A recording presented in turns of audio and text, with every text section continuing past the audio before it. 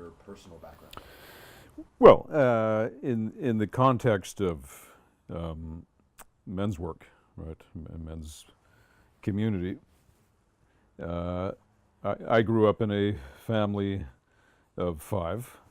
I was the youngest of 5, and I had an older brother, have an older brother and father, who were, I would say strong personalities, as I identified with being as well.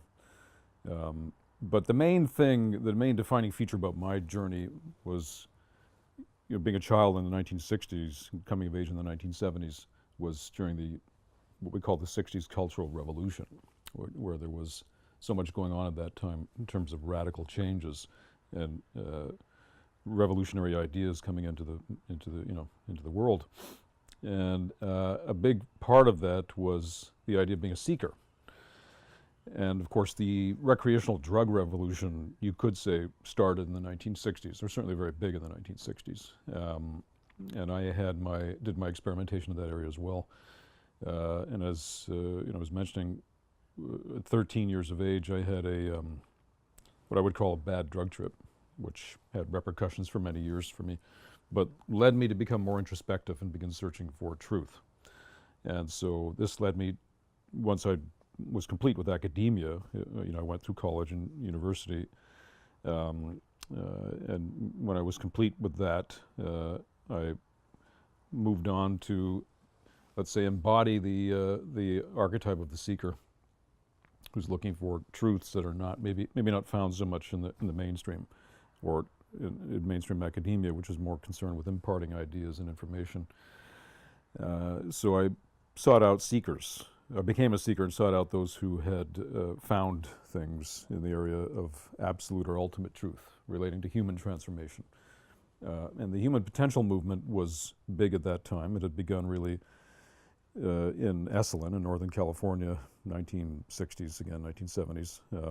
And had it as its hallmark the blending of Eastern ideas of transcendence and meditation with Western ideas of psychotherapy and group therapy, dynamics, psychiatry, whatever term it had for it. And so there was a meeting of the minds, so to speak, between East and West. It was very big at that time. And I got caught up in all that, even in my high school years and later, reading Jung and Nietzsche and Carlos Castaneda and Alan Watts and all of those iconic figures from that time. And this led me through in the 1980s to seeking in Asia, where I spent time in Buddhist monasteries and tantric ashrams in India and so forth, had mentors and teachers, was part of several large communities that dealt with the matter of personal transformation, the so-called spiritual path. And then in all of that, in the early 1990s, I met a man who introduced me to the idea of men's work. And at the time, I couldn't quite see the point of it, because I thought I was concerned with transcendence of polarities and dualities, going beyond the male-female dance into something bigger. But it didn't take me long, fortunately, to realize the error of those ways in which I was bypassing certain steps. And as Gurdjieff, the Armenian Greek master, once said, in order to be an enlightened man or a transformed man or an awake man, you first need to be a man. And he said the same thing about women. In order to be a transformed woman, you first need to be a woman.